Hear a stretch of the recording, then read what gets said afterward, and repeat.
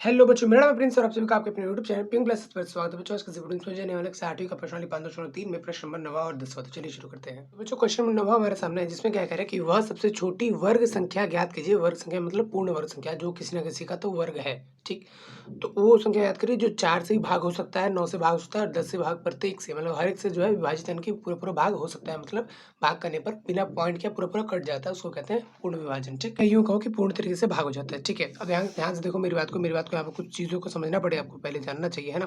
देखो मान लेते हैं यहाँ पर 6 है, तो 6 को मैं कैसे लिख सकता हूँ? वैसे तो 5 जमा 1 भी लिख सकता हूँ, बट वैसे नहीं, गुणे की बात कर रहा हूँ। तो गुणे में मैं 3 गुणा में 2 लिख सकता हूँ। मैं इस तरीके से क्या कर सकता हूँ, उसका गुणनखंड कर सकता हूँ। ठीक, और कहीं ना कहीं आप देखोगे तो 3 से ही भाग हो जाएगा, 2 से ही भाग हो जाएगा। ठीक, तो कहीं न कहीं किसी संख्या का अगर हम गुणनखंड कर देते हैं, तो वो जो गुणनखंड में नंबर आएगा ना, वो नंबर से ही भाग हो जाती है। ठीक, अच्छा अब इसी क्वेश्चन को मैं दूसरी तरीके से पूछूँ तो मैं पूछूँगा ऐसे, भाई 3 से ऐसे कौन-सा संख्या है जो 3 से और 2 से दोनों से भाग हो सकता है? ठीक, तो मैं इन 3 और 2 को गुणा कर दूँगा, तो 3 दूनी 6, तो 6 से भी 3 भाग हो जाएगा, 2 पर आएगा, और 2 से भी 3 भाग जो है 6 पर आएगा। ठीक, सेम कुछ ऐसे ही ये भी क्वेश्चन है कि 4 से और 9 से और 10 से किससे-किससे ये जो कोई संख्या है, वो भाग हो सकती है। तो गुणा कर दूँगा तो मुझे पता चल जाएगा कोई संख्या है जो इससे इन तीनों से भाग हो जाएगी, ठीक? लेकिन वो पूर्ण वर्ग है, नहीं है, इसलिए हमें क्या करना पड़ेगा, तो उसका गुणनखंड करना पड़ेगा।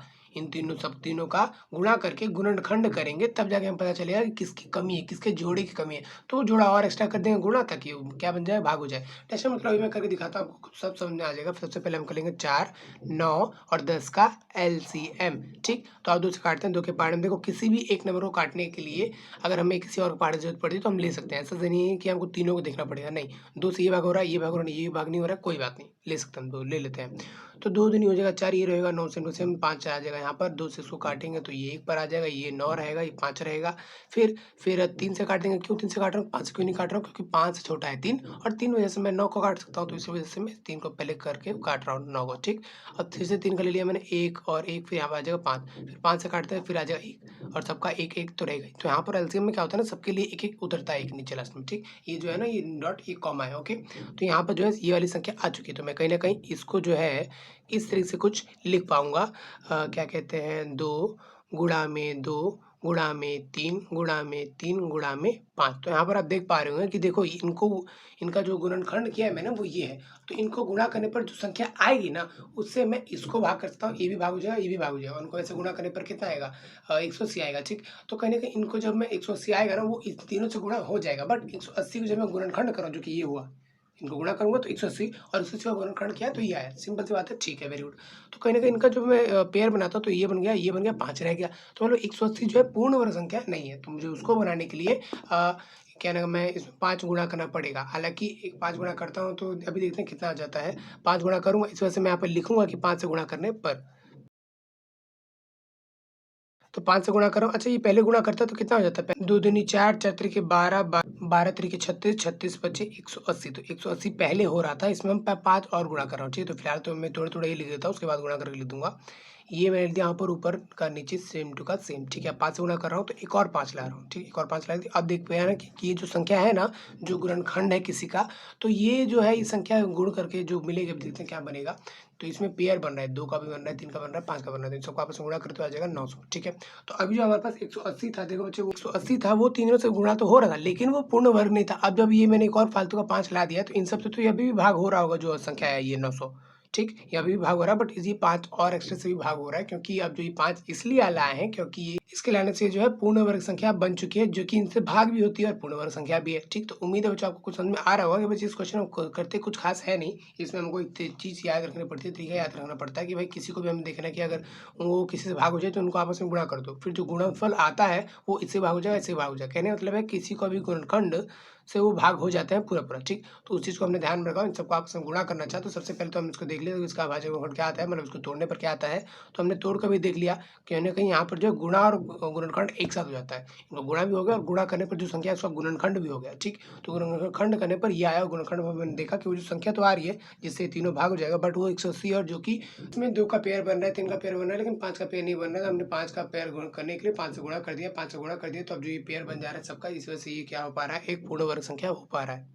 ठीक। तो उम्मीद है बच्चों आप जो ये पूर्ण वर्ग संख्या भी है और ये से भाग भी हो रहा है, ये इस तरह से कुछ क्वेश्चन होगा। तो अब इस क्वेश्चन का, इस प्रश्नावली का आखिरी क्वेश्चन कर रहे हैं, जो कि 10वां क्वेश्चन हमारे सामने है, जिसमें क्या है कि वह सबसे छोटी वर्ग संख्या ज्ञात कीजिए जो सेम 8, 15 और 20 से क्या हो जाता है, विभाजित हो जाता है। सिंपल सी बात है, यहाँ पर 8, 15 और 20 का ही क्या कर देंगे, एलसीएम कर देंगे। चलो आप कर देते हैं। सबसे पहले तो देखो यहाँ पर 2 से जो बहुत सारे नंबर है उसमें 2 से ही भाग हो जाता है, ठीक। तो 2 से कर देते हैं, 2 के पार्ट में आता है 4 पर 15 रहेगा, सेम टू सेम 15 तो भाग होता ही नहीं, हाथ से नहीं भेज सकते इसमें, ठीक है।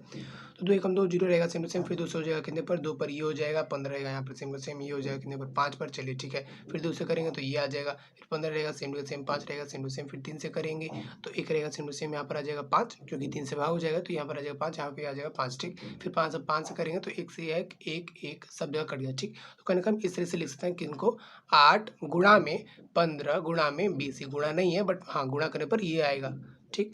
जो आएगा उसका ही गुणनखंड है ये। इसमें कौन कौन से नंबर है, ये 2 2 और फिर 2, फिर 3, फिर 5, ठीक। तो ये वाली संख्या है कुछ, ठीक है, वेरी गुड। अच्छा अब देखो यहाँ पे ध्यान से, हमें गुणा करने की किसकी जरूरत पड़ेगी, 5 गुणा करें, नहीं। देखो यहाँ पे ध्यान से, 2 का पेयर बन गया, 2 का जोड़ा बन गया, ठीक है। 2 का नहीं बना, इस 3 का नहीं बना, 5 का नहीं बना, तो टोटल मिला के कितने का जोड़ा नहीं बना, 5 से गुणा करना पड़ेगा, 3 से भी करना पड़ेगा और 2 से भी करना पड़ेगा।